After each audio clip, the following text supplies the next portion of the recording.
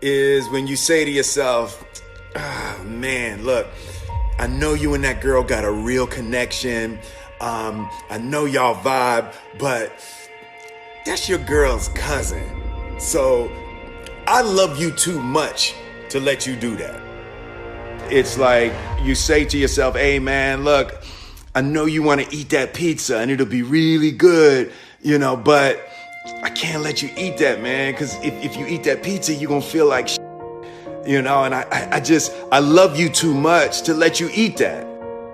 Self-love is, hey, look, I know you got a test on Monday, and I know you really want to go out with your friends. It's Saturday night, you want to go out, but if you fail that test, you're not going to feel good about yourself. I love you too much to let you go out tonight. Self-discipline is self-love. If you want to be happy, you have to love yourself, which means you have to discipline your behavior. The road to sustained happiness is through disciplining your behavior. We tend to base our self-esteem on what other people think. And that's not really self-esteem. Self-esteem is supposed to be how we feel about ourselves. And I was just saying how dangerous it is to allow other people to determine how you're going to feel about you. And it's kind of like looking into a broken mirror. You're going to look in a broken mirror and then change your face to try to look good in this defiled, busted, broken mirror.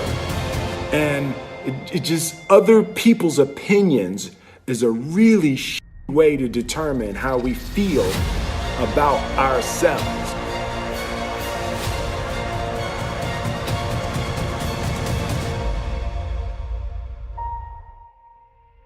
It don't matter whose fault it is that something is broken if it's your responsibility to fix it. For example, it's not somebody's fault if their father was an abusive alcoholic, but it's for damn sure their responsibility to figure out how they're going to deal with those traumas and try to make a life out of it. It's not your fault if your partner cheated and ruined your marriage, but it is for damn sure your responsibility to figure out how to take that pain and how to overcome that and build a happy life for yourself.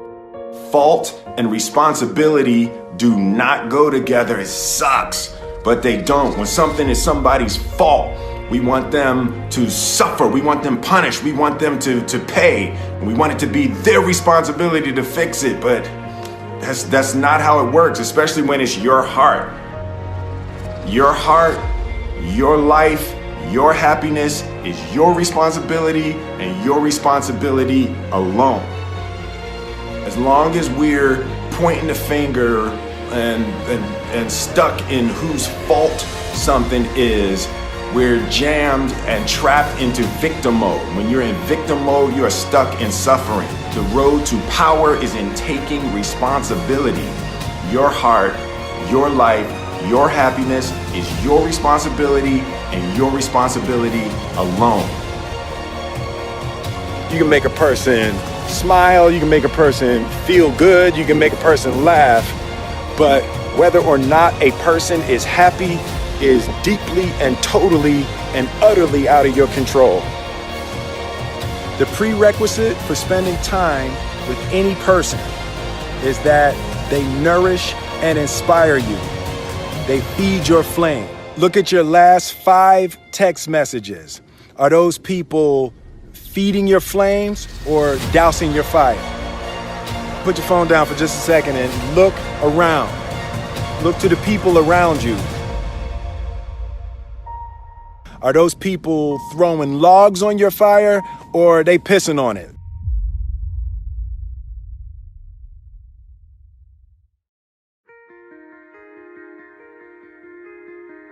I want my life, I want my work, my family, I want it to mean something. And it's like, if you are not making someone else's life better, then you're wasting your time.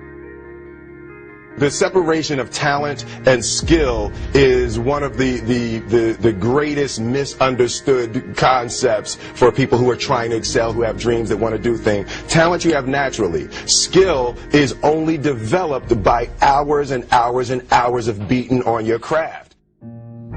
You don't try to build a wall. You don't set out to build a wall. You don't say, I'm going to build the biggest, baddest, greatest wall that's ever been built.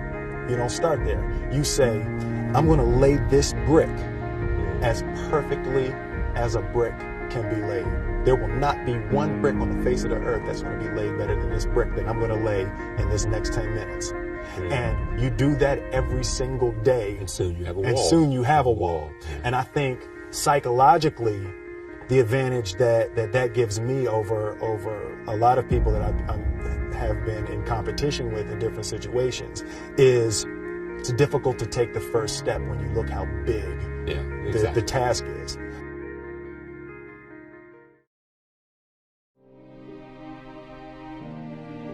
The definition of who I am is very clear to me, and it also redefines who I want to be, in that I know for a fact that I'm stronger than I thought I was.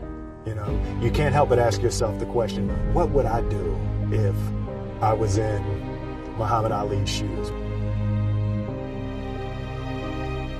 I'm motivated by fear. I hate being scared to do something. And I think what developed in my early days was the attitude that I started attacking things that I was scared of. Why were you scared in your bed the night before? What do you need that fear for?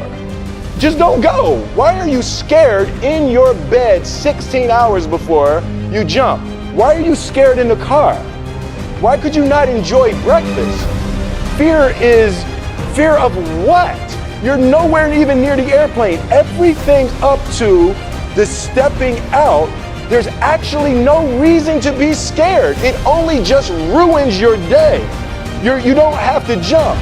And then in that moment, all of a sudden, where you should be terrified is the most blissful experience of your life. And God placed the best things in life on the other side of terror.